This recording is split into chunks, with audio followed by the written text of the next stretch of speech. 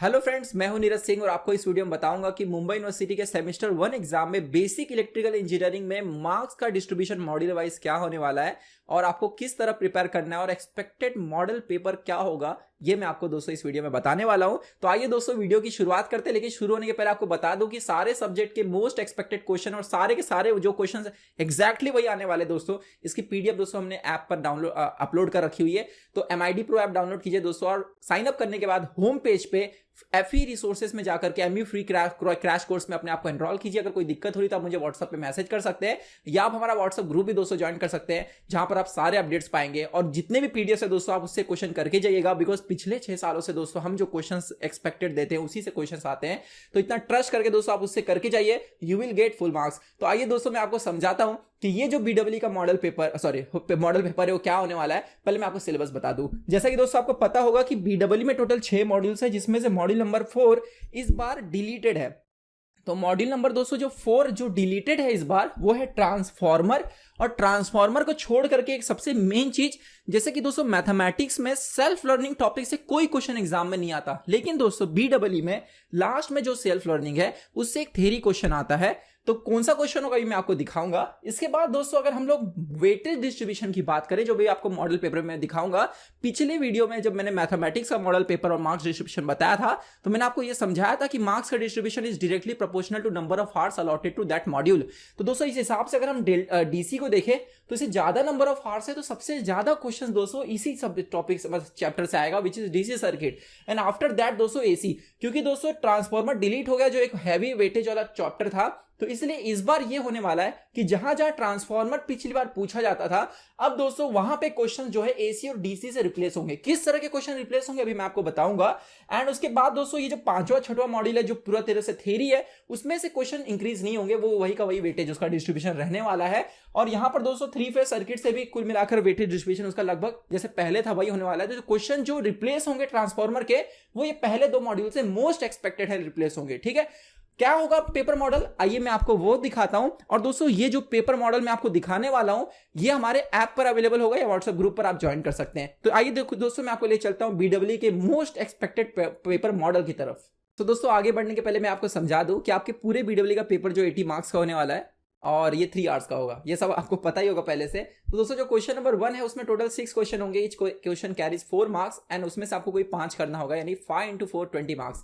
तो पहले क्वेश्चन में दोस्तों किस तरह के क्वेश्चंस आएंगे, तो मैं आपको यहाँ पर थोड़ा सा जूम करके इसे दिखा दूं तो शायद ज्यादा आपको अच्छे से समझ में आएगा। सो सी दिस।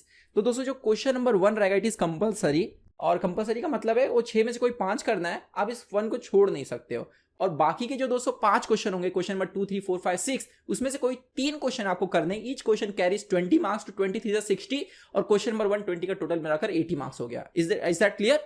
अब दोस्तों यहां पर ये जो मॉडल पेपर है इसके अंदर कौन से टॉपिक्स श्योरली आएंगे उसे हम लोगों ने दोस्तों हाईलाइट किया हुआ येलो कलर से।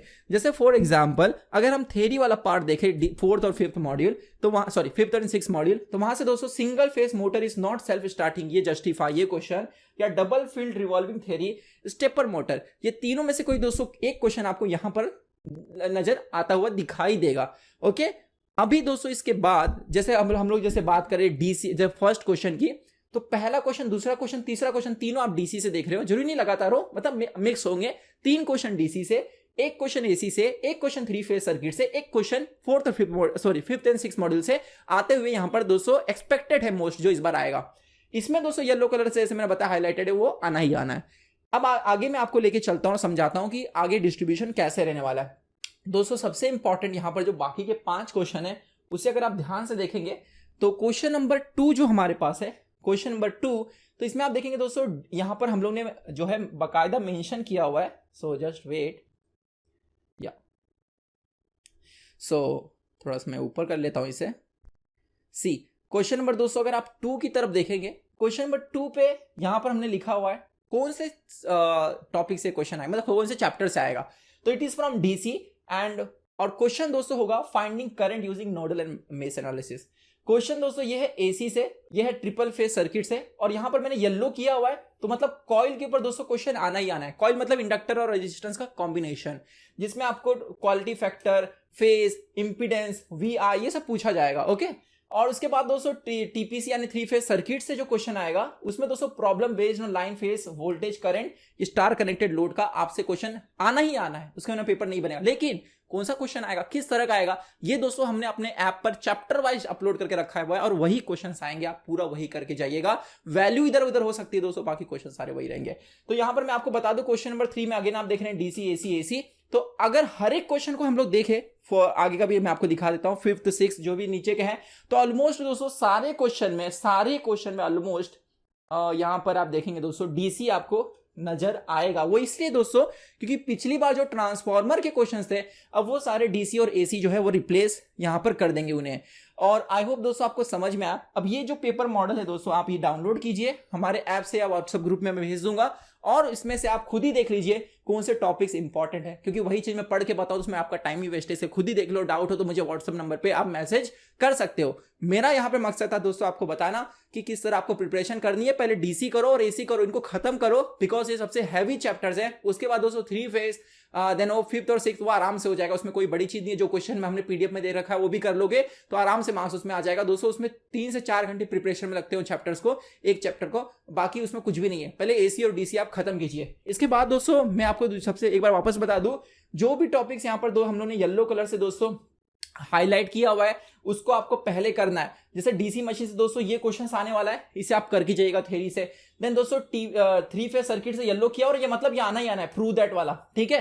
तो वैसे दोस्तों अगर हम एसी से देखें तो numerical based on resonance finding V max V R M S I max etcetera from given wave equation. मतलब आपको एक वोल्टेज का इक्वेशन दिया होगा v equals to 250 sine omega T plus something, और आपको उसको कंपेयर करके सब कुछ निकालना होगा। और ये क्वेश्चन दोस्तों आना ही आना है, ओके। सो इसलिए दोस्तों मैं आपको ये कह रहा हूं कि जो येलो कलर के टॉपिक्स है ये पहले आप उन पे टॉपिक्स पे बेस पे क्वेश्चन सॉल्व कीजिए। ऐसा नहीं कि पहले पूरा डीसी खत्म कर दूं, पहले पूरा एसी खत्म कर दूं, ऐसा नहीं। जैसे फॉर एग्जांपल डीसी से दोस्तों अगर हम देखें, या तो मैक्सिमम पावर ट्रांसफर का प्रूफ, या तो दोस्तों मैक्सिमम पावर ट्रांसफर के लिए आर की वैल्यू क्या होगी, इस पे क्वेश्चन दोस्तों आता ही है।